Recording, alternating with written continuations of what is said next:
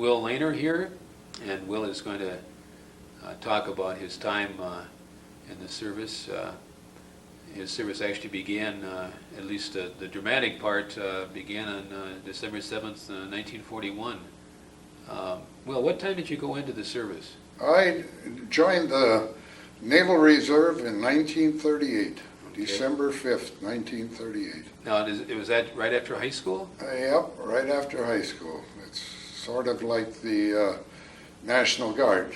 We would go on cruises in the summertime and go up to Lake Michigan or Lake Superior. Had a good time. And I guess there was a lot of us from school that had joined and thought that that was a great thing, and we got a little extra bucks. And back in the 30s, it was kind of tough, and so a number of our friends, well, my buddy, who was a school chum of mine and I grew up with, he says, "Hey, I'm going to join the Naval Reserve. Why don't you join too?" So I said, okay. I was 17 years old, and we could get in then, and so that's when I went in. Were you had you just graduated from high school, or were you Yep. about to go into your last? Yeah, going in the last year, and so I joined the Naval Reserve, and we used to. I joined in St. Paul, Minnesota. So I grew up in St. Paul, and that was the start of my naval career. When you say reserve, was that was a full time? No, it was like the National Guards. We used to go down and have drills during the week. A couple times a month we would drill. And then in the summertime we would spend 2 weeks on the Great Lakes on a ship.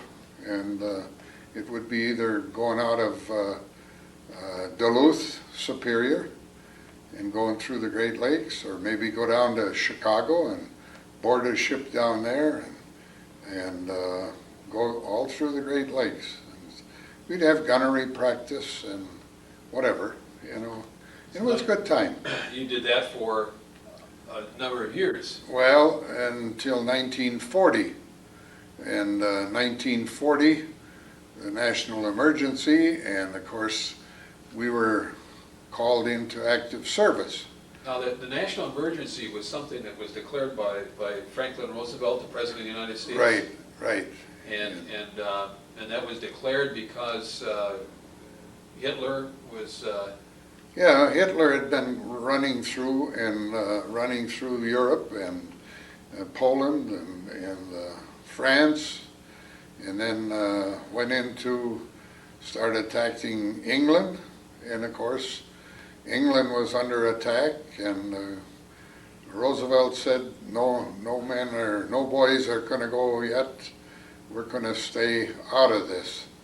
But then we had the national emergency, and the draft was started. Was that started in 1940? Yeah, and it may have been 41 that it started, but I know we were already in 40. Yeah, but it started before Pearl anyway. Yes, yeah.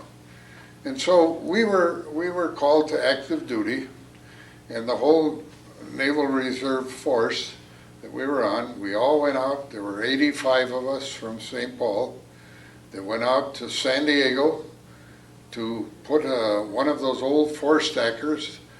They had given 50 of them to Great Britain before that. Were those called Liberty ships? No, these were the old four stackers, destroyers. Okay. And we went out there in 1940 and went to San Diego Naval Destroyer Base in San Diego, and we were going to put the USS Ward back into commission. And we were kind of lucky because a lot of these had been put back into commission before that. They had been in mothballs for since 1918, 1919, 1920. After the First World War. After the First World War, yeah. So they had been sitting there in mothballs, and of course a lot of these had been put back into commission already And so when they put them back into commission, they needed a part here or a part there, and they would take them off some other destroyer if they needed it for their ship. Well, when we got to the Ward, there were so many parts missing from the Ward, and there were no parts from some of these other old ones. They had been taken off already. So we were lucky. We had to get new parts. So a lot of the parts that went on to the Ward were new. So we were lucky that we got a lot of new parts in the Ward. So in, I think it was about February of '41 that we had it completed and back in commission. And we took her out and tried her on a what they call a shakedown cruise. Yeah. They take it out and have the boilers going, the 4 boilers, and get up the steam. Each boiler took 250 pounds of steam, and open it up, and they say, put the metal to the, pedal to the metal, or whatever, and away we went, and what they call the shakedown cruise, and see what it would do and how it would do under severe circumstances. And so we tried her out, and everything went well, and then came back into port, and everything seemed to be working okay. And then we said, well, it's growing good, so let's go. Let's go from San Diego. Well, then we were attached to the Hawaiian Sea Frontier in Honolulu, and there were 4 of us old destroyers attached to the Hawaiian Sea Frontier. Okay. And so we went across the pond, and first time we had been on the big ocean, and we hit a storm that was really a storm of all storms. It took us 9 days to go from San Francisco to Honolulu, which is 2,100 miles. And many times, I think a lot of the fellows thought, hey, we're not going to make it, because she was rolling pretty good and taking on water, and we had a tough day going, 9 days going over there. Did you get sick? I never got sick. Never. Luckily, I never did. But there were a lot of guys that were really sick, and we made it over there and got over there, and were attached with the other 3 destroyers that were already there. And did you go right into Pearl Harbor then? Yeah. That's where you anchored. That's where we anchored with the other 3 destroyers. And the date about this time is Was in February sometime of 41. 41. So Yeah. about 10 months before the attack. It was about 10 months or more. Yeah. 11 months. And then what we would do is the 4 of us were attached to the Hawaiian Sea Frontier, and our duty was to patrol the entrance to Pearl Harbor. So each of us would take 1 week, and we would go from Barber's Point to Honolulu Harbor, back and forth. We'd start on Saturday, and we'd go out there and we'd patrol back and forth night and day. And there were no ships or anything in there without an escort. So that was our job, to see that nothing came in the entrance to Pearl Harbor. Well, we would do that for 1 week, and then on Saturday morning, about 7 o'clock, one of the other ships would come out and relieve us, and we would go in to port, into Pearl. And then maybe that week, we would go out with the other 3 ships and go on maneuvers with the fleet. Or maybe one other week we may go to visit some of the other islands. Or that week we may stay in port and work on the ship paint alongside the dock. And so we had different things for each week that we were in. We would have some different things to do. So that went on, and that was good duty.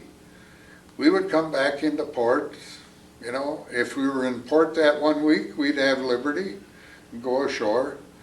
And if we weren't in port, we'd be out with the fleet, and we'd visit some of the other islands, and we'd go on a weekend, and we'd visit some of the ports and the other island, like Hawaii, the Big Island, Kauai, the Garden Island, Molokai, Maui, all of the different islands. And so we had pretty good duty.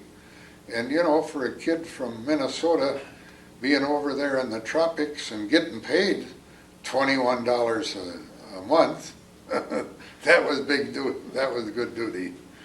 But that went on, as I say, until December 6th. Now, Will, did you and anybody else on the ward have any kind of suspicion that the Japanese would make such a bold move to come across the Pacific? Not right at that time. But of course, you know, things were heating up during that year.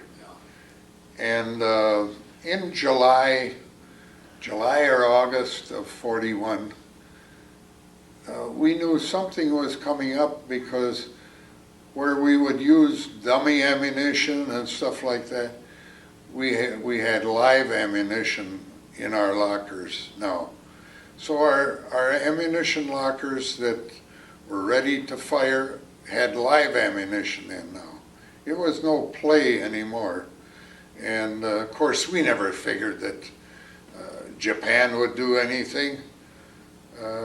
I know even after the attack on Pearl Harbor, we all said, well, in 6 weeks this is all going to be over, because they don't know how to fight, they don't have much of a navy, and we got a strong navy, and we got everything here, you know. United States was big then, and we had our fleet. If you looked in at the fleet, when the fleet was in, we had 3-4 carriers in there, and we had the battle wagons, and we had such a great fleet, no one can defeat us. Yeah. Well, before you go on, what's a battle wagon? Could you describe it? Battleship.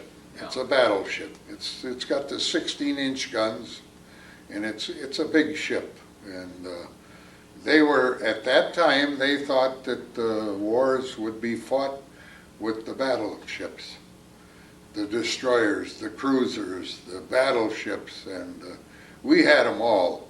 And we had the great carrier fleets too. We had the Lexington and the Yorktown and the Lexington, the Yorktown. We had about four of them then, and they were 888 feet long, big ships, you know, and nothing could harm them, we thought. But we got a big surprise. Yeah. Well, and tell about what it was like on the 6th and the 7th. What kinds of things happened? The 6th, we weren't destined to go out on that patrol, but one of the other destroyers had problems, so they asked us to take their patrol for that week. So the 6th, the 5th, let me go back, the 5th we got a new skipper, WWII Outerbridge, who just came from China. He had been over in China with the fleet, and he came aboard, and he was given this command of the USS Ward, the first command he ever had. And he was just a young lieutenant, and we thought, now what kind of a guy is this going to be? He came aboard on the 5th, and the 6th, we went out. The Saturday morning, we went out.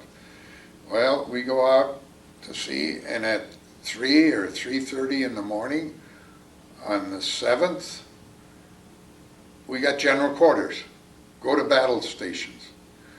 And we thought, what kind of a skipper is this? The first day aboard out here, he brings us to general quarters. And we thought, boy, this guy is going to be a tough skipper, because at 3:30 in the morning, when we're all sleeping, he rings general quarters, and we come out for general quarters. Well, we got up and went to our stations. My station was aft for ammunition handling. Any of the ammunition that had to be brought up from below, that was my job, to help get it up and get it to the guns.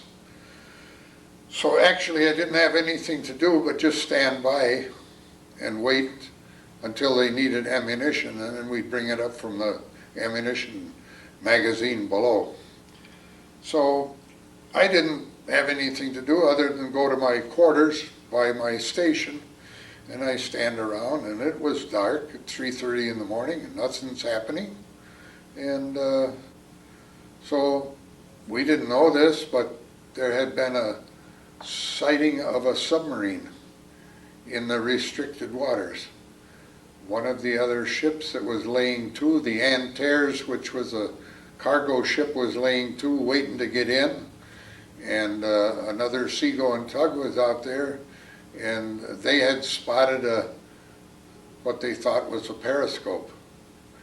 And they Who did that? Who sighted that? This was, I'm trying to think of the name of it now. It was the, I'll get it for you in a minute. Was that the tug? Yeah, that was the not the Antares, but the,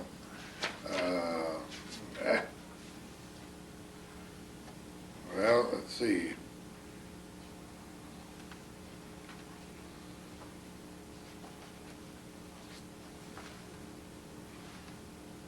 You know, that's 60 years ago. I can't remember those things. It's a long time.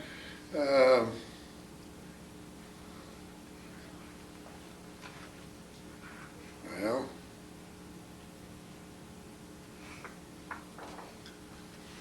I'll find it. While you look there, let me ask a question.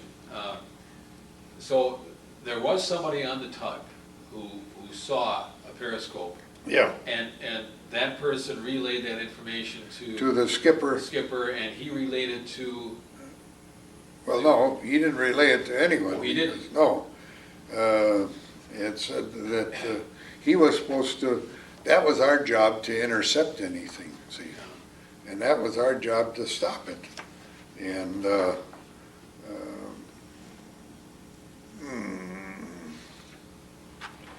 so our job was to stop those. And okay, the Condor, it was a Condor. The Condor, okay. Yeah, and they sighted submarine on westerly course at 5 knots, and the skipper, our skipper, couldn't see it, didn't see it, so we missed that. So that was the first miss, see, that the United States had of doing something about it. Well, now, if the skipper, the commander of your ship, the four-stacker, the Ward, Yeah, missed it, why is it that you guys were called to battle stations? Is that what you called it? general quarters, General yeah. quarters? Is that Battle stations, Okay. yeah. Why, Yeah. why were you called to general quarters? We were called to general quarters because he had gotten the word from the Condor, the skipper of the Condor, Oh, that they had sighted a periscope. okay, so there was a radio message sent from Yeah. the Condor, all right. From the Great. Condor to the Ward. All right. And that's why we went to general quarters. Okay, and then there was this search to Yeah. see whether the periscope could be identified, and the periscope had been brought down. Yeah, we didn't see it. Never saw it, Our- okay. Yeah.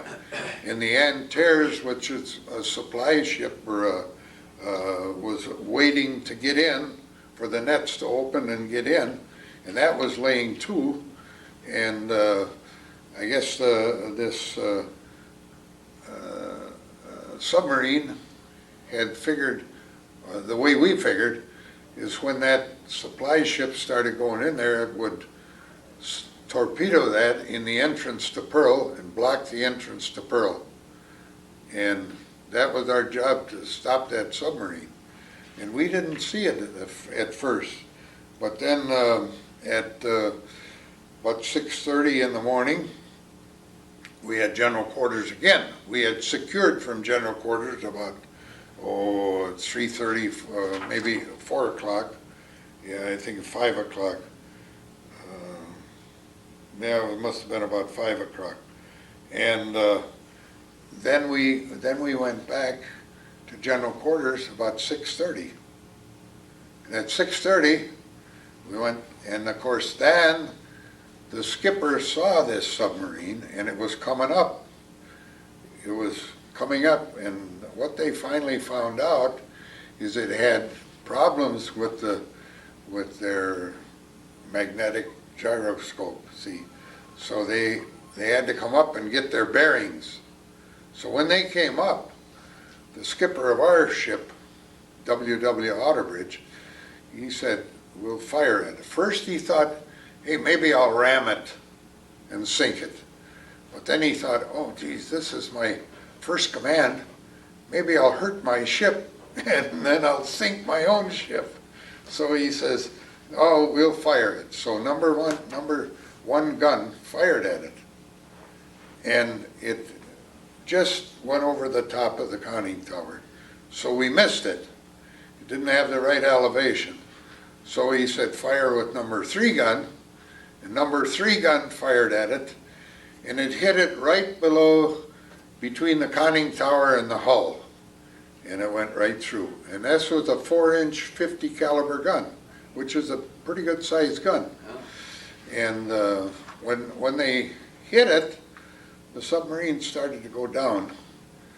And I was back aft and standing alongside the ship, and this started to go down, and it wasn't 20 or 30 feet from me when I saw it going down. And as we went over the top of it, we dropped 4 depth charges, 250-pound depth charges. So the skipper radioed in then that we had sighted an unidentified submarine in restricted waters, fired upon and hit it, and also ran over it with depth charges and dropped 4 depth charges. And did those depth charges hit, Will? well, I think so. I think that the thing was going down and the depth charges went on top of it. I think it blew it all apart. Really, I do. Yeah. Because this was a 2-man sub. I was going to say, it was a small sub. And it was only a small sub, 2 men, Yeah. and very small. It was only, how much did they say? It was only about, I don't know, 80 or 90 feet long. Was it that long? Yeah, yeah, if it was that long. And anyway, the depth charges, I'm sure, must have blown it all apart. And we never saw anything of it after that. And so then we stayed at general quarters, and shortly after that we saw a Japanese sampan or fishing boat over near Barber's Point, which was off from the entrance to Pearl. And we thought, that's in restricted waters too. So we'll go over and investigate that. So the skipper went over, but he had, meantime, had radioed in that we had sighted unidentified submarine, fired upon it, dropped depth charges on it, sunk it. There was a PBY flying boat, one of those flying airplanes that was coming in from patrol, and that had saw it going down, and that verified it also. And so we thought, sure, that they would take some kind of action, you know. And nothing happened. Well, then we went over and checked on this sampan, Japanese fishing boat, checked on that, and they couldn't understand any English. So the skipper said, we'll get a boarding party and we'll come aboard. So about the time we had a boarding party with rifles and sidearms and fixed bayonets, went alongside this ship, and we were going to go on the boat and go over to then someone came from below deck and he said, "What is it, Skipper?" He could speak as good as English as you and I. And they said, "You're in restricted waters. We have notified the Coast Guard and we will follow you into Honolulu Harbor and they will take over." So they started in towards Honolulu Harbor and we were behind them. And shortly after that, we saw at Pearl Harbor a number of planes diving and explosions and all of that. And we thought, well, the Army is practicing again, because the Army did practice, but not on a Sunday morning. Yeah. And we thought it was odd that they would do that on a Sunday morning. No, it was about 7:55. This was about 7:55 in the morning, Okay. December 7th. Yeah. Even And- though you had seen that sub, you didn't know there was another sub too, right? Yeah, we didn't know that. Never saw that one. No, And neither one did any damage. Obviously, the Not first that one we is probably know. blowing up. not that we know of. Yeah. And that first one that they saw probably was the same one, we think. Oh, there was only one sub? Yeah, we think there was only one sub out there, but And there's no, the Japanese have no record. no, the Japanese had a record that they have 5 submarines, 5 of the mini subs over there. Because when I went over there in November last of 2000, National Geographic took me over there, and I met with one of the Japanese that was on one of the mother subs that brought the small subs over. They had 5 mother subs that brought 5 mini subs over. And I talked with him, who was Kichidawa from Japanese, and he was a radio man on one of the bigger subs. And I talked with him at length, and he said that they never recovered any of the other mini subs. So one was beached over on the north shore of Oahu, and they figure another one was sunk inside, and inside the entrance, and this one they figure was sunk, and the other 2 they don't know what happened to. So there were 5 of them that came over, and none of them went back. So, but anyway, at 7:55 we saw all this commotion, and we were going back and forth, and all of a sudden, here comes 2 planes over us. Now you're right in the middle of the harbor, right? Well, no, we were at the entrance to the harbor, Okay. outside the harbor, Outside the harbor. outside Okay. the harbor, about a mile, maybe 2 miles outside the harbor. Oh, okay. So that, So- and the harbor itself is almost completely Surrounded. encircled, right? Yeah, right. And Ford Island. It's Ford Island is is the naval for the seaplanes and that. Yeah. Now had some of the big carriers tied up over there. And, None of the carriers had been in, okay. so luckily none That's of right. the None of the carriers. none of the yeah. carriers were in. Yeah. They were out. There were 2 of the carriers that were out, Saratoga and the Enterprise, Okay. I think it was, and or the Lexington and there was the Saratoga, Lexington, the Enterprise, and the Yorktown, and I think they had one other one. None was there, but None of them were there. but the battleships. The battleships were all there, Yeah. at anchor, Okay. and they were setting ducks, and also the Utah, Oh, yeah. which they used, and that was berthed over where the carriers berthed. And that they used for gunnery or bombing practice. It had a wooden deck and that, and they used to drop sandbags, practicing dropping sandbags on it. So that was over there where the carriers would berth, but there weren't any carriers in, luckily. But anyway, these 2 planes came over us, and when they came over us, we saw the big red balls on it, and they came down and they dropped bombs on each side of us, but didn't hit us, and then took off. And we had a 50 caliber machine gun, and we fired at that, and that jammed with the Cosmoline and all that, and that jammed, and luckily they didn't come back and drop any more bombs on us, but they landed on each side of us about, probably 50 feet from us. So were those the initial planes? Those were the first wave, yeah. Okay. That was the first wave. And again, you were still outside the harbor about Yeah. 2 miles. So, About a mile, and about a were mile. these planes, they were zeros? yeah. Yeah. Well, I don't know if they were zeros or what they were, but they were two attack. They were single engines. Single engine Yeah, planes? single engine. With a single pilot? Yeah, one pilot, and he came down close enough where I could see his face when he came right by us, yeah. And I don't know if it was a grin on his face that grinning about the surprise attack or what it was, but it was scary. And then we knew it wasn't the Army practicing, it was Japanese attacking us. Yeah. But When the planes came in, did they come from north to south?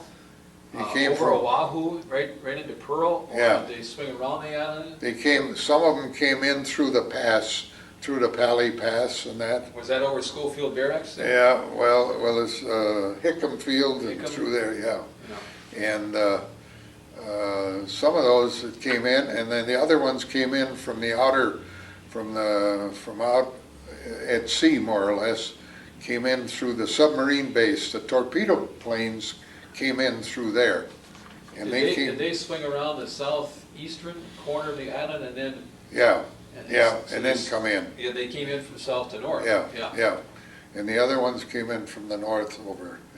Okay. And of course, when we saw them at first, they were dive bombing in all directions. We didn't know which way they were coming from. Yeah. But, And how many men on the ward? there were the 85 originally from St. Paul in the reserves, and we had about 130 at that time. About 130. Yeah. You called the boat a four-stacker. A four-stack destroyer. Yes, it was really a destroyer. Yes, it was a destroyer, but they called them four-stackers because of the four stacks that they had on it. And this is a picture of the. Can you hold that up closer to the, now lift it a little bit in front of your face, a little higher, higher. There we go, okay. Yeah. So we're now looking at the ward, and we can see it's 4 stacks. Anything else you want to point out? Well, they had the guns, one on the forecastle, which is up here, Okay. and then of course the two up here were from the two of them are up here, Okay. and this one here, and then they had the one in the back here on the aft. That Okay. was number 4 gun. And what kind of calibers? That was a 4-inch 50 caliber. Okay. And they were about 3-4 feet high, the shells, and they were pretty good size. And armor piercing, and of course these were more like surface guns, though. Yeah. Surface guns, okay. Yeah. Anything else you want to point out about the ship? Well, I'll show you later a picture of this is how it was in December 7th. Uh-huh. And then in 42, they took us back to Puget Sound in Washington, and they made us into a fast transport. So they took the 2 forward stacks out and made troop space in there. And then we were a fast transport, so we hauled troops. Okay. But I can show you that here. This is Okay, good. this is how it looked on the top. That's the old 4-stacker, Okay. and in the bottom, I think, is the new APD 16. Okay. It was 139 before that, but then they made us into a fast transport, and it was APD-16. Yeah, so you were refitted, is that what? Refitted, yeah. Okay. Yeah, they took the number, the 4-inch guns off and put 3-inch dual-purpose guns, which we could fire at aircraft or surface. And we had 20 millimeter guns on there. And we had 4 boats, landing boats, that we would haul the troops with. And where they took the 2 stacks off in the front, they made that into troop space down below, and we would haul as many as 250 troops. Army Rangers, Marine Raiders, paratroopers, whatever, Rangers, whatever they wanted, wherever we were going to attack. So that was our job in 42, after they refitted us. And I don't know if you want me to go on. And where did you, when you would pick up troops, where would you bring them? When we would take up the troops, yeah. We would pick up troops, say, in New Guinea. Okay. And we would take them to another island. We would pick up troops we landed them in Guadalcanal. And we went all through the Solomon Islands, made all the landings in the Solomon Islands. So you wouldn't be called a landing craft, but you were transporting the troops, and you would have landing craft on board. On board, and then we would go to the island that we were usually the first wave in. Okay. The Ward was leading the attack on most of the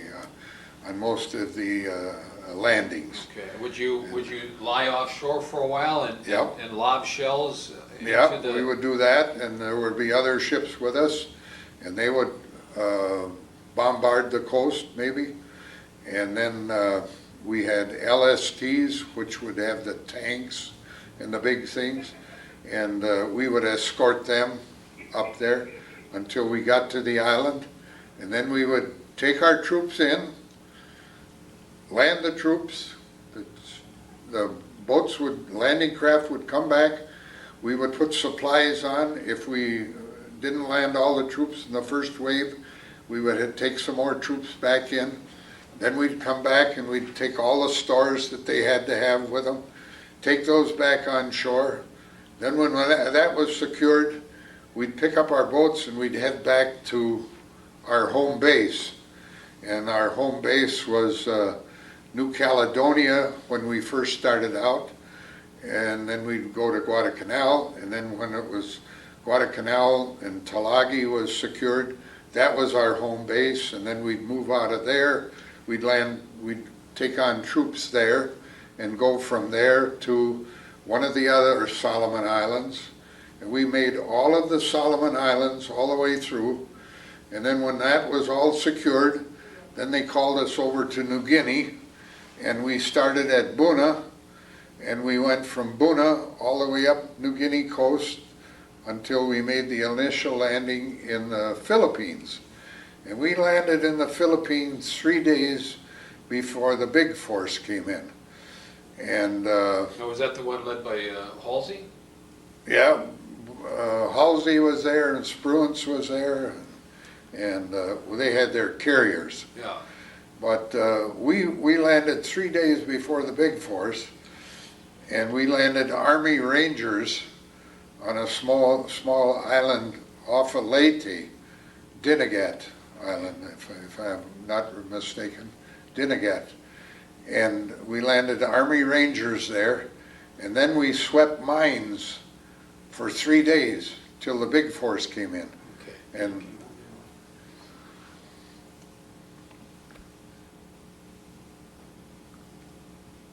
Okay, Will, you were describing some of the operations there as U.S. forces were getting into Philippine waters.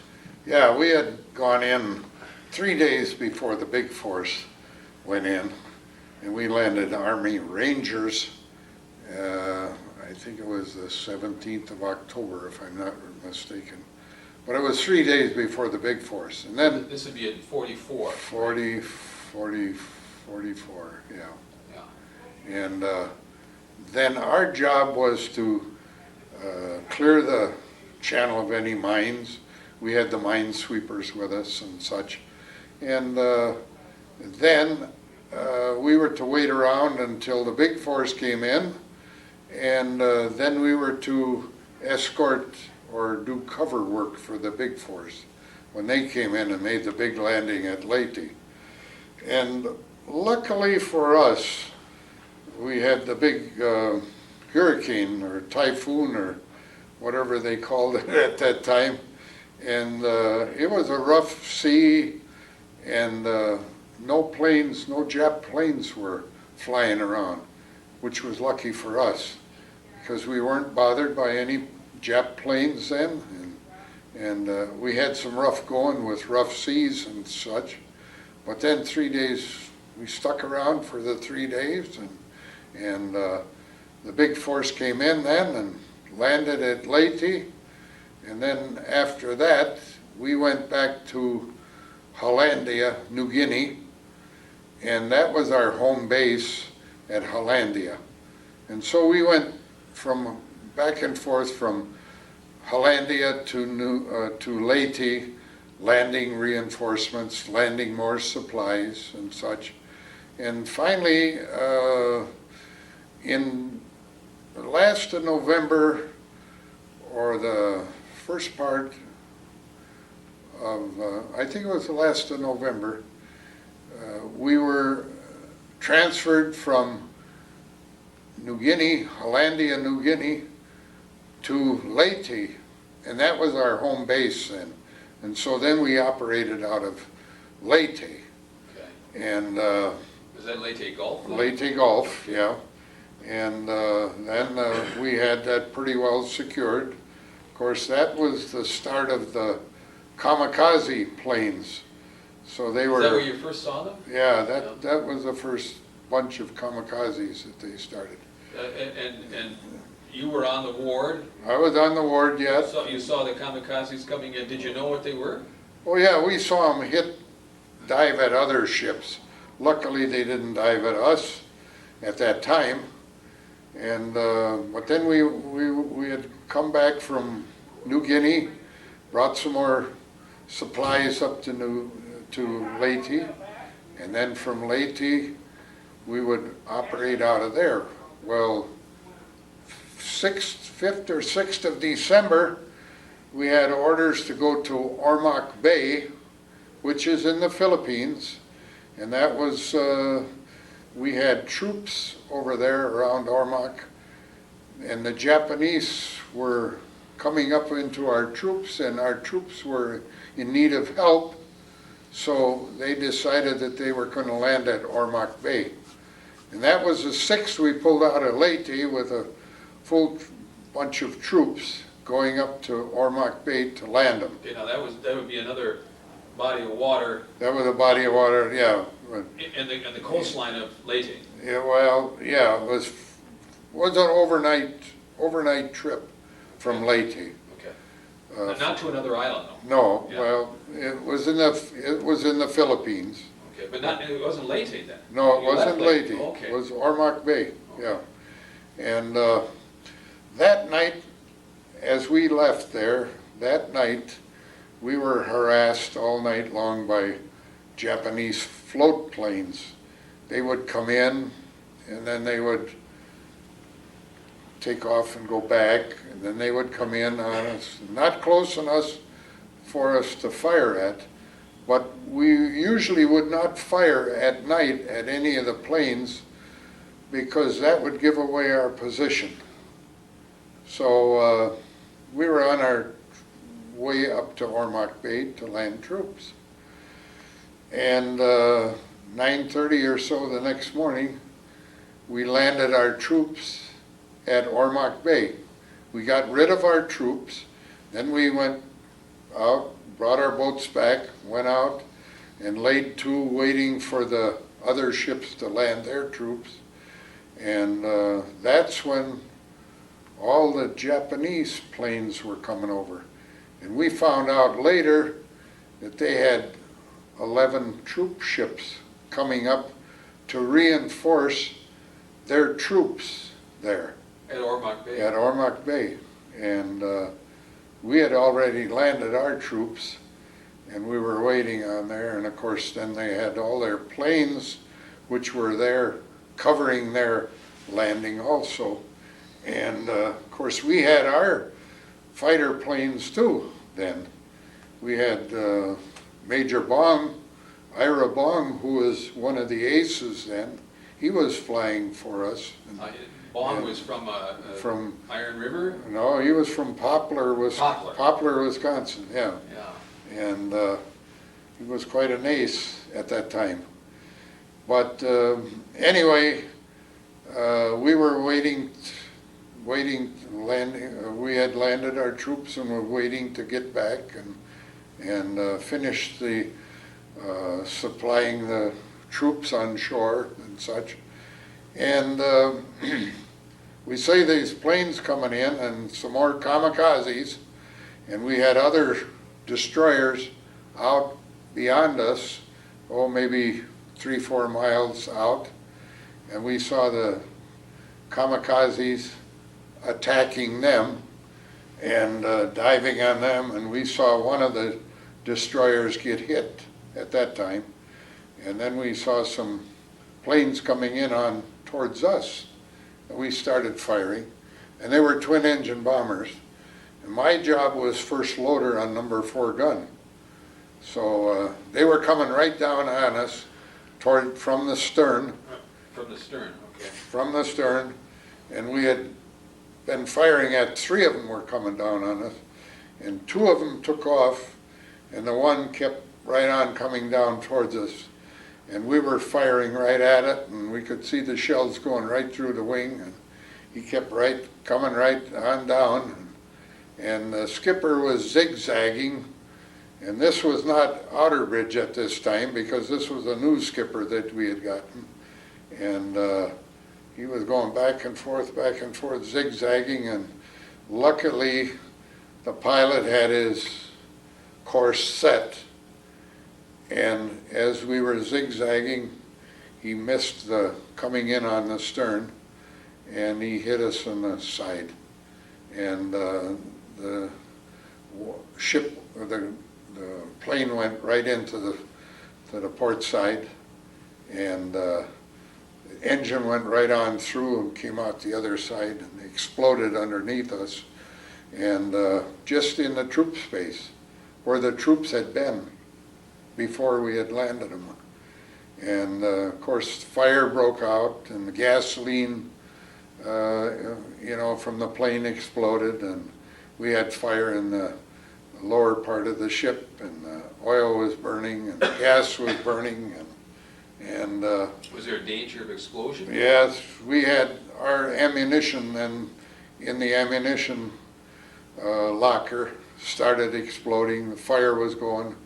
The ammunition was exploding, and the skipper says, well, it's time to abandon ship. That was a public address? Yeah, he came over, abandoned ship. They couldn't save it. And of course, I was on the after deck house at my gun yet. Number 4. Number 4 gun. How many guns? We had 4 guns on there. Okay. Number 1, 2, 3, and 4 of the 3-inch 50s. Then we had 20 millimeter guns on also. And that was for anti-aircraft. Anti-aircraft. And of course the 4 guns that we were shooting was also anti-aircraft. It was a 3-inch 50 instead of a 4-inch 50 that we had before. But this was dual purpose. It was a smaller gun. Did you have some new guns put on then? Yeah, when we were made into a fast transport, that's when it happened. they made put all the new guns on. All right. And when we were the old 4-stacker, we had triple torpedo tubes on that we also had torpedoes to. And of course they took the torpedo tubes off and they put the landing craft on for our landing, see. So that was all a different ship, altogether different ship. Yeah. And your number 4 gun was at the stern? At the stern, on the after deck house. Was number 1 then? Number 1 was on the forecastle, and the 2 on each side of up on the gallery, the galley deck house, above the galley deck house. Okay, and that would be at the center of the ship? Yeah, in the center, right after the bridge. Okay. And of course, I was on number 4 gun, and we were firing at it all the time as it was coming down. So now what happened after the commander, commander or skipper? The skipper, our skipper. Okay. And abandoned ship. What ship. did you do? Well, I'll tell you, I didn't abandon ship because 2 weeks before that, coming from New Guinea up to the Philippines, we had quarters, the skipper was calling general quarters, just for practice. And when they didn't have anything to do, when you would go at quarters, a lot of the guys would stand at quarters, but some of the guys would stand alongside the ship, and we had steel cable running alongside the ship, and the guys had the habit of sitting on the cable.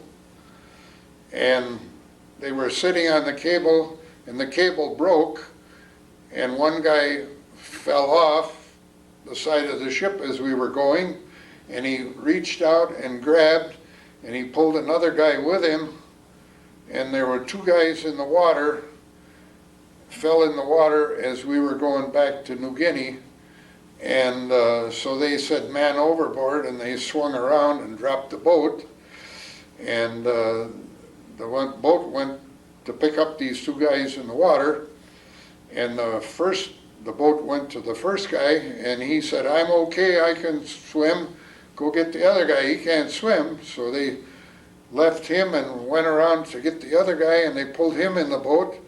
And when they turned around and came back to pick him up, the sharks were getting him. So the sharks got him before they could get him in the boat, and so that was still in my mind when we got hit. And there were a lot of sharks in the water in the Philippines there. And I said, the Japs didn't get me yet. I'm not going to jump in the water and let a shark get me. So I stayed aboard. The ship was burning, and there were a lot of ships around us, and I thought, someone will send a boat over and pick me up.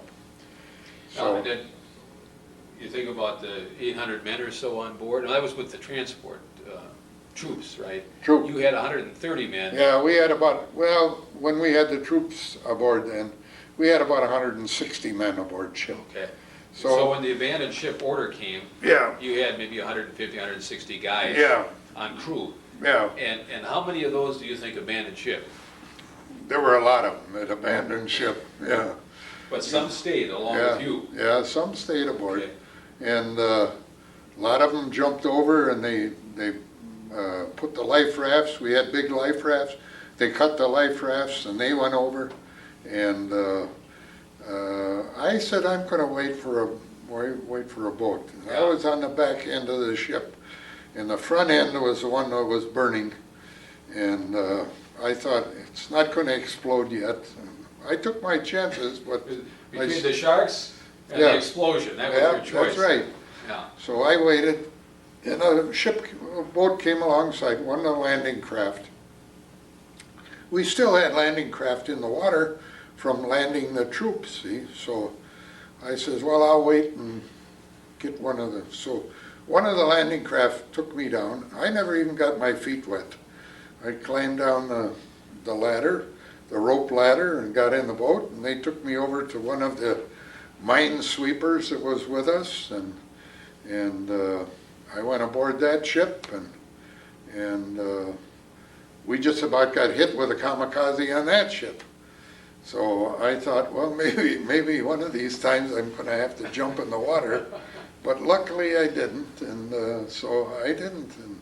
And then they rounded up all of us guys from the ward, and the ward was still burning. Yeah. And I got to tell you an ironic story there. There was other destroyers with us, and it so happened that the skipper of the O'Brien, it was a new class destroyer, was W.W. Outerbridge, who was skipper of the Ward at December 7th. Yeah. And this was December 7th, 1944. And W.W. Outerbridge got orders from the commanding, what would you say, the group, the command of the overall command, to sink the Ward with gunfire, because they couldn't save it. It was burning out of control, and they didn't want it to come into Japanese hands, and there were still things aboard. In fact, we had 45 cases of beer aboard there that we we never got to drink, and the skipper, who was I'm trying to think if he was a lieutenant or a lieutenant commander, Richard Farewell. He was aboard all the time, and he had been the executive when Outerbridge was aboard before that. So he went off in a boat, and he went over to the O'Brien, to Outerbridge's ship, and they took him aboard there. And he said later on to Outerbridge, you know what? He said, I had $200 in my locker that I never got to take with me too. So anyway, Outerbridge had to order fire for the guns to fire, and they sunk the Ward. And he said that was one of the hardest things I had to do in my career, to sink the first ship that I ever had command of, and then I had to sink it. But I had orders to sink it, and that's what I did. And he said there were almost tears in my eyes when I did that. Yeah. But Well, imagine now that the Ward would have survived. Where do you think it'd be today? Would it be at Pearl? Would it have been saved, do you think, for... no, I don't think it would have been saved. I think if it would have survived the war, they would have scrapped it. Despite, now there was some historical significance to it. Would we say that the Ward probably fired the first shots of the war? Yeah, the Ward did fire the first shot of the war. I wonder if it would have had enough historical significance for it to be preserved. We do have some significance. The gun that fired the first shot was taken off when we were made into a fast transport. That was the number 3 gun. That was taken off. So what happened is they took it back, and they were going to put it in the Smithsonian Institute because it was a historic gun. But that never happened. And so what we found out later, when we got us guys from the Naval Reserve got back to St. Paul, we formed our own group called the First Shot Naval Vets. And we got to thinking, I wonder where that gun is. So we had a few connections with the governor of Minnesota and the senators from Minnesota, and we asked, hey, can we find where that gun is? And they started looking, and they found it. And so we said, can we have it back in St. Paul, where all of us are? So we did get it back to St. Paul, and we've got it at the Capitol Approach Grounds in St. Paul, Minnesota, next to the Veterans Administration Building. And we also raised enough money so that we've got a big marble plaque with all of our names on that were aboard the ship on December 7th. So that sits back there, and I got a picture of that right here, of the old, wherever it is. Maybe I haven't got it. Yeah, here it is, right here. And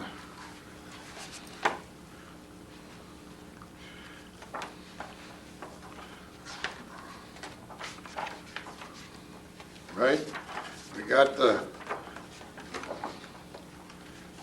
picture of the gun, this is the picture of the gun that fired the first shot of 1941, December 7th. There it is, and it's number 3 gun. It's number 3 gun back in, yep, number 3 gun. Its final resting place in St. Paul, Minnesota. That's an amazing story. Yeah, and The ship is down, the ship is but down. you got the gun. Yeah, we got the gun, and different people ask me, how come you got the gun when the ship went down? Well, it was taken off when we were converted to a fast transport, and that's the only reason we got the gun. And I want to show you a picture of some of the crew. That was 1940.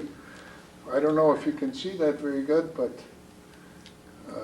that was some of the original crew, but that was in 1944. We'll turn that a little bit forward from the top. Tip it forward from the, there you go. Yeah. All right, now you are in the second row, Second in the top. and you From the are left. third from the right. Well, Third from the right. Let's see. This is Yep. me. This is me. Right, third from the right.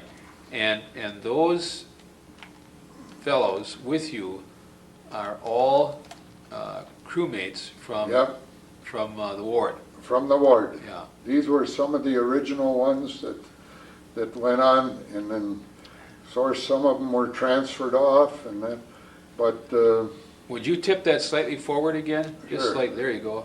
Maybe a little bit more. Now, in the center of the photograph, yeah, you're holding, the men there are holding a, what would you call it, kind of a, our glory flags. yeah, The flags that some of the planes that we shot down, the submarines, the landings that we made, and such. yeah. And what year was that taken? This Any was idea? 1944, 44. June of 44. Okay. And you were in New Guinea then. And we had one of the photographers come aboard and took that picture, And the Ward was scuttled. Is that what you call it? well, it was sunk by our own gunfire. Okay. The ammunition was exploding, and the fire was out of control, and they Yeah. couldn't do anything about it, so. And that was at Ormoc Bay. Ormoc Bay, December 7th, 1944. 3 years to the day. And 3 years to the day. that was, Yeah.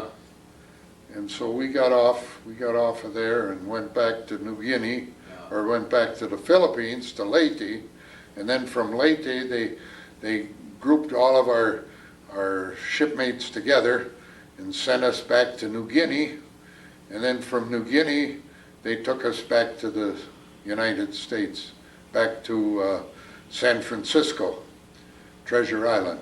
Okay. And, So now it's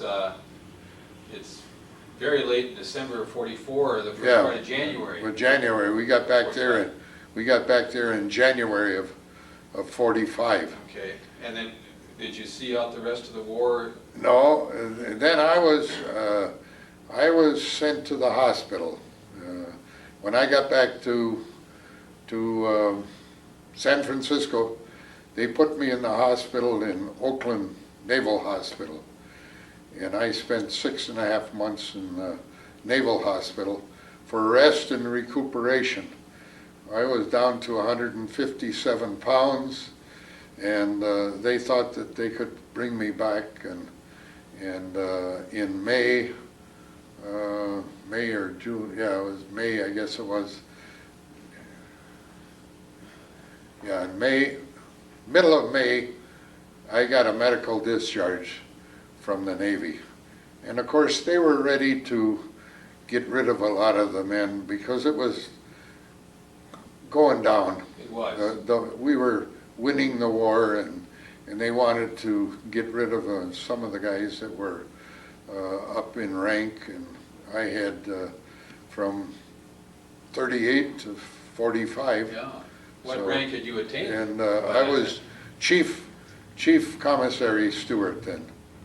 Okay. And so I was ready to get out, And I got out at 50% disabled, and I held that for a year and a half after I got out, and then I went back for examination, and they cut me down to 30%, and I've been drawing 30% since 1950. So, and then they tell me that I guess I'll get it forever. So. Were you hit on board the Ward when you were in a? Oh, I had shrapnel and that, but Did you? nothing serious. But it was more or less nerves and loss of weight and couldn't eat. Oh. And we were sometimes 2 or 3 days going in battle, and sometimes you never had sleep for 2 or 3 days. And the doctor said, all this came on in 3 years, and you aren't going to get rid of it overnight. And so it was, of course, I didn't want to get out at that time. I wanted to stay in, but you don't argue with the Navy. They tell you what you're going to do and when you're going to do it. So I guess it's just as well that I did get out. Looking back. Yeah, looking back, yeah. Yeah. And I came out, and I came back to Minnesota, and went back to school. Right there in the state? In the cities. I went to a trade school, WWII Institute, and studied printing, and so I was a printer all my life. Were you?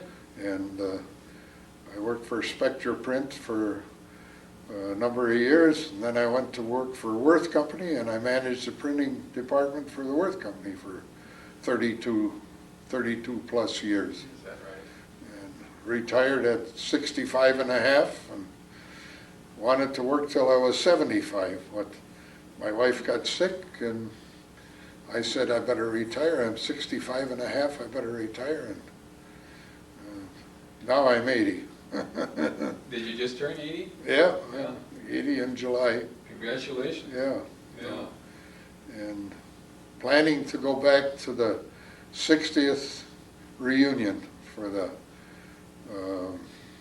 Pearl Harbor survivors. Which will be this coming Which December. will be coming this December 7th, yep. And we're talking again on August 3rd, and Will was looking at one of his publications, the publication put out by the Pearl Harbor survivors. Yeah. And the article on the front page said that 618 people had reserved places for the commemoration. Already, yep. Yeah. And one hotel is already filled, and they got an overflow hotel. And I called yesterday about getting my reservation, so, and hopefully I'll get over there. Well, let's go back to Pearl Harbor. And Okay. December 7th, All right. 1941. You were talking about some of the early events there, and the attempt by the crew of the Ward to destroy that sub. And at the time, there was no certainty that the sub was actually blowing up. And there's been a lot of speculation for many years that that sub sank to the bottom and Right. never could be found.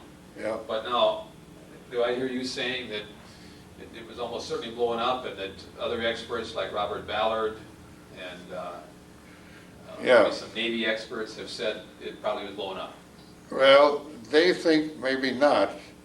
Now, I went back with Bob Ballard and Stephen Ambrose, who's a great historian, and National Geographic took me back there in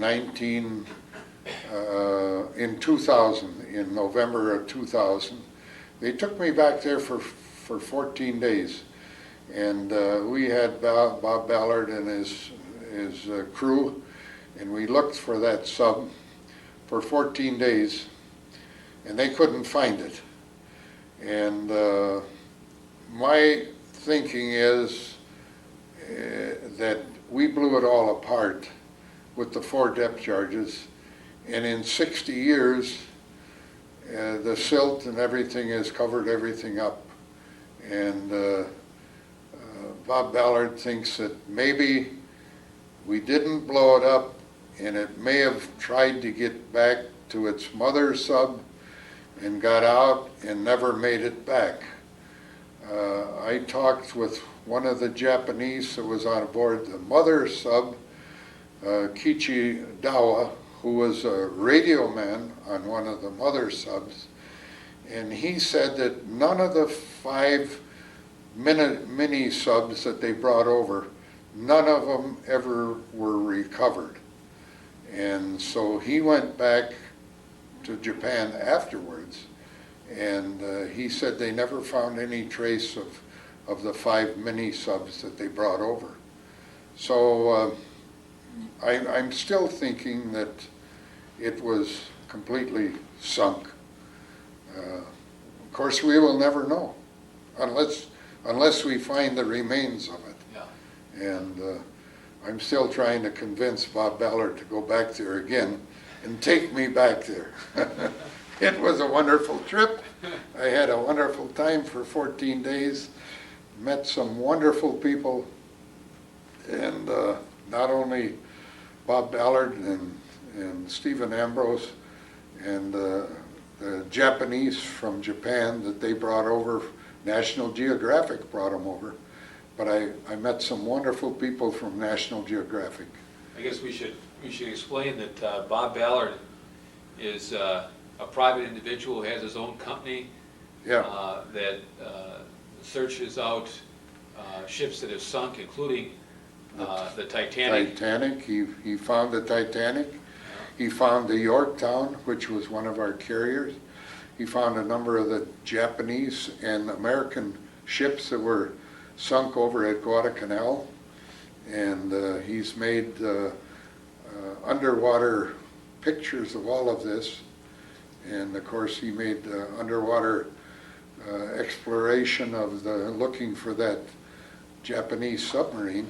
And I've got a copy of that, and I've got a copy of him finding the Yorktown, and I've got a copy of the ships of Guadalcanal that he gave me.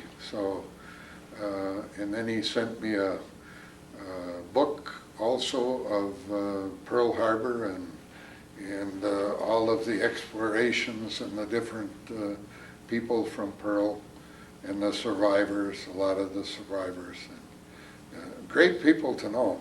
And really had a great time. And, I'm happy that I could do this today because maybe my grandkids or my great-grandkids, who I have 3 great-grandsons right now. And what I do is I go to schools and I give talks on Pearl Harbor and to the grade school kids. And when I get through at there, we have this book on the history of the Ward, the USS Ward first shot, and I usually show this at that time, and then I give one to the librarian, and I tell the librarian to read it and to be sure and put it in the library and let the kids read it to know what went on.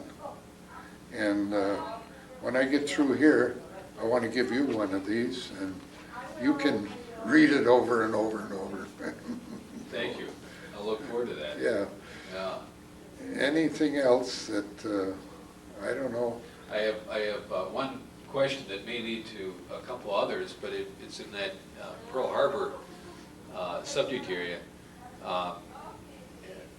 You mentioned the, well, when did you drop the depth charges? About what time? Any idea? Was it? 20 minutes, or I mean, 20 minutes to 8, quarter to 8. Quarter to 8, so about 10 to 15 minutes before the first Yeah. zeros started Well, to appear. no, I'm sorry, an hour and 15 minutes before that. Okay, so more like Yeah. 6:30 maybe? 6:40. 6:40? Yeah, 6:40, 6:45. Okay. And after that, did you continue to be at your battle stations? Oh, yes, Yeah. yeah, we stayed at battle station all the time, and then, of course, when these planes came over and dropped a couple of planes came over and dropped bombs on each side of us, and then we were really at battle stations. Yeah. And when we knew that it was the Japanese, we stayed at battle stations all that day, and we went in to port. We ran out of ammunition, and we went into port about 1 o'clock or so in the afternoon and to get more ammunition, and that's when we saw all the damage in Pearl Harbor and all the water, oil in the water and the fire, and some of the casualties and such.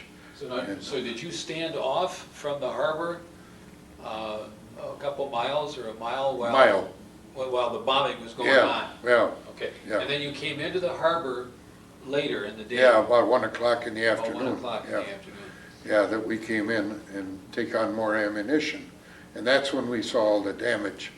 Okay. You saw the smoke rising from? Oh, yeah, we saw the smoke and the But you fire. had no idea what the extent was? No, we had no idea what the extent was until we came in. And of course, we didn't have a full extent of that until we came in at the end of the week. When we came in, when we were off of our patrol, then we came in and then we really saw what the damage was. But prior to that, we hadn't seen the real damage. What kinds of thoughts and feelings did you have as you saw the Zeros coming in at about 8 o'clock or so? When you saw your first... Japanese come down on us? Yeah. Were you just as shocked? Shocked as everyone else was, I think, because we didn't think the Japanese could pull off something like that. And even after that all happened, the sailors were all talking, in 6 weeks we're going to have this cleaned up because they aren't much. We didn't realize how strong they were. And it was 3 years, almost 4 years, before it ended, and was 45, August of 45. So that was, December would have been 4 years. Yeah. And of course, we had 3 years of it before we got sunk. And we never got back to the States, Yeah. And Well, what was it like to get into the harbor at 1 o'clock on December 7th?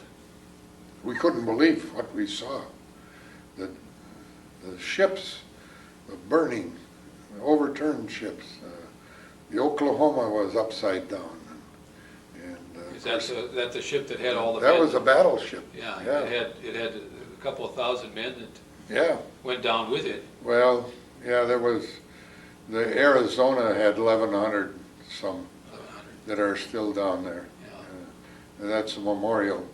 But some of those from the Oklahoma were upside down in the water.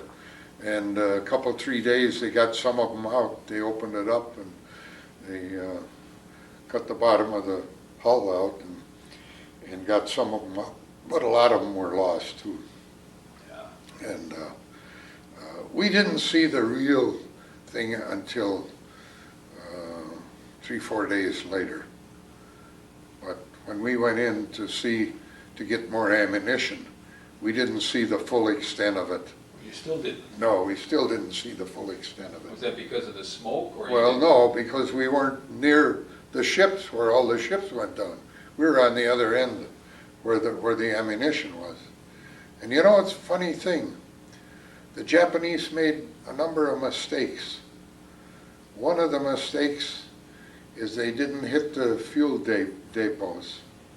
Because if they would have hit the fuel depots, and we wouldn't have had any fuel to operate our ships with.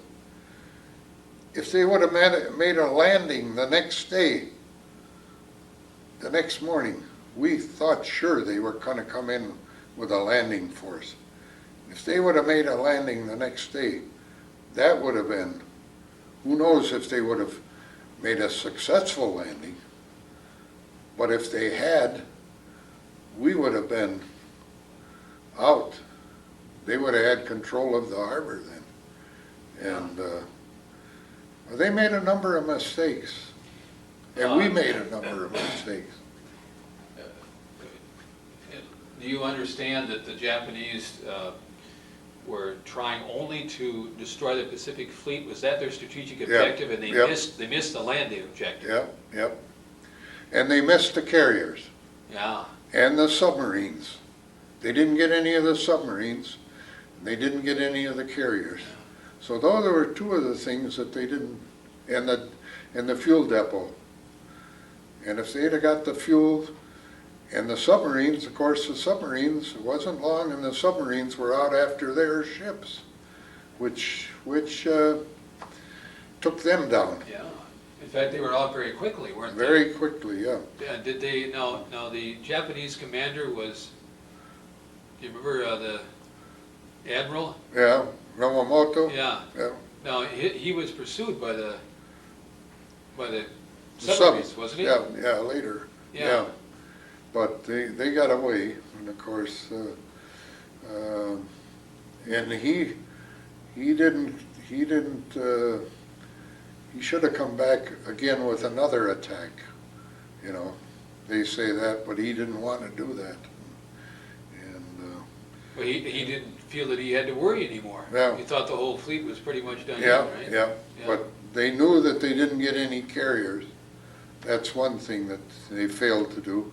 Of course, we had two carriers that were out at sea that they didn't find. Yeah. And I think it was the Enterprise and the Lexington that were out there.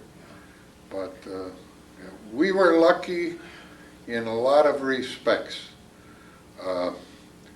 I often wonder what would have happened if we had alerted the fleet and they would have started out of the harbor and the attack would have taken place and they would have sunk some of the fleet in the entrance to the harbor and blocked up the harbor. I wonder if that would have been to their benefit. Sure, it would have been, because we couldn't have gotten any of our ships in or out of the harbor. And as it was, we had the harbor, the channel clear, so we did get one of the battleships that was coming out was hit and it beached itself before it got into the entrance to the harbor, knowing that they didn't want to block the harbor. So we got some destroyers out, and we got the submarines could get out, and so things like that that worked to our advantage. So we will never know, really, what would have happened had they started the fleet out, and I worry about that too. And of course, we worried that the fleet was going to come in and make a landing, and we were out there, and an old four-stacker destroyer had nothing against their high-speed destroyers or cruisers, and we had a few destroyers out that were out that night, but we didn't have the battleships out there. And so. Well, Will, in conclusion, please tell us something about the hat that you're wearing. Okay, this hat is the Pearl Harbor Survivor. And it's a secret, or not a secret, but an organization for all those that were at Pearl Harbor that joined this organization. And I joined shortly after I got out, and I'm proud to be one of the Pearl Harbor survivors. And those that were at Pearl Harbor are entitled to wear it, and if they want to join it. How many joined over the years? What was the largest number, do you recall? I don't know really what the... In what the thousands? In the thousands, yes. Yeah.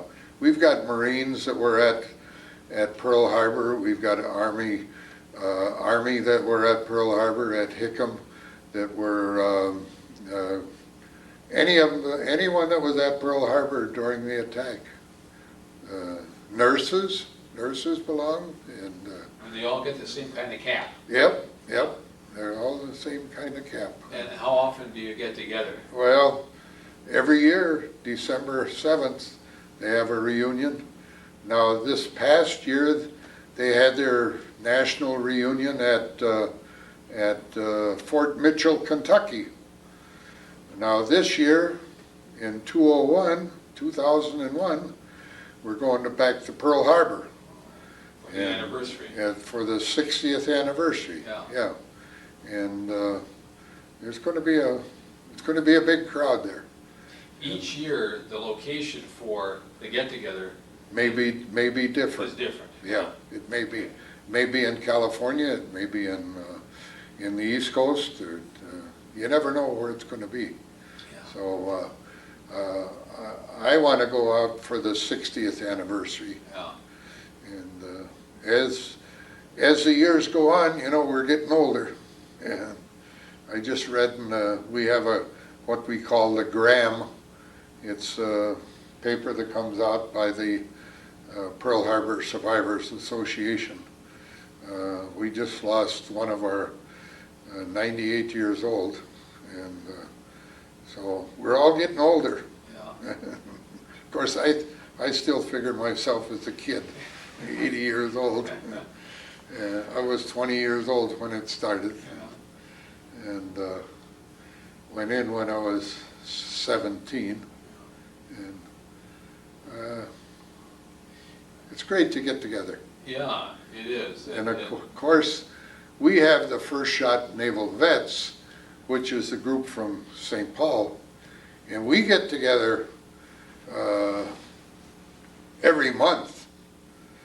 And of course, I'm from Stevens Point here, and every second Thursday of the month, we have a coffee clutch that we get together and we talk. And right here in Stevens Point. Huh? Right here in Stevens Point. No, in St. Paul. Oh, do you drive over there? And I drive over. I leave at 5 o'clock in the morning, and I drive over there and have breakfast with them, and we jab and have coffee until maybe 10:30, 11 o'clock, and then I get in the car and drive home again. It's 225 miles, and it's a long trip, but my wife thinks I'm crazy because I have to get with the buddies again. Yeah. And I'm leaving in the morning at 5 o'clock, and I'm going over there. They got a big fly-in for World War II vets at the airport in South St. Paul, Minnesota. And they've got the Pearl Harbor survivors. Our First Shot Naval Vets are going to be there. And I'm going to spend the day with them tomorrow, and then I'll come back tomorrow night. Tomorrow night. Hopefully. Yeah. And, the weather being good. And in the wintertime, I don't get up there as often, because if the weather is bad, I don't bother going up. Yeah. Just to have coffee 225 miles. But then they'd think I was really crazy. But in the summertime, it's not a bad drive. Yeah. The highways are good, And getting better. And Almost getting four better. lane all the way. Yeah, I go up to Wausau, and then I take 29 over, all the way over to Minneapolis, St. Paul, and it's 4 lane. Yeah. With the exception between Chippewa Falls and I-94 there. They're working on that too. Yeah, they're working on that, yeah. So I'll be going up in the morning. Good. Leaving at 5. Leaving at 4:30, 5 o'clock. And what time do you arrive? I get there about 9 o'clock. About 9. Yeah, and that's when it starts. And then you stay about, what is it, an hour And and I a stay half for, or 2 well, hours? tomorrow I'll stay because they got Whole that, day, yeah. they got that fly-in and that. Yeah. I'll stay till about 4 o'clock in the afternoon, Yeah. and then I'll turn around and come home and be with the wife you'll have some more memories Yeah, with those good that's right. friends. Yeah. Yeah. When you look back and look at our own time and your life, is that maybe the best thing that's come out of the war, the friendships, or is there something Yeah, else? I think so, yeah. Well, you know, when you live with someone day in and day out for 3 years, they're part of your family, you know, and it's hard to break away from them. And of course, a lot of them have gone now, you know. And we've only got about, maybe 14 or 15 out of that bunch that are left. Out of the 185 Oh, no, about the 85, out of the 85. that were on With the ship. Well, the 85 that left from St. Paul, Oh, see, okay. yeah. Yeah. But some of those, I don't know what happened to them. Yeah. Did those guys all go on the Ward with you? We all went on the Ward. All 85 All guys? 85 of us, yeah. Okay. So it was good because we knew guys when we went aboard ship, you know. And it was just like a big party, you know. We knew them all.